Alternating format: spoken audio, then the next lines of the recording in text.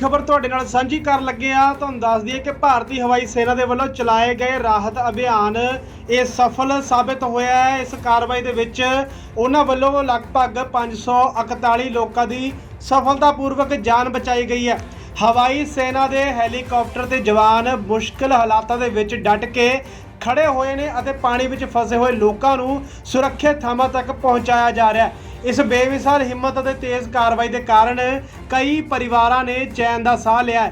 भारतीय हवाई सेना की यह जिम्मेवारी ते समर्पण सानू एक बार फिर तो यह दसदा है कि जदों भी कोई संकट आता है साडी फौज हमेशा साडे नाल, साडी फौज सब तो अगे खड़ी हुंदी है।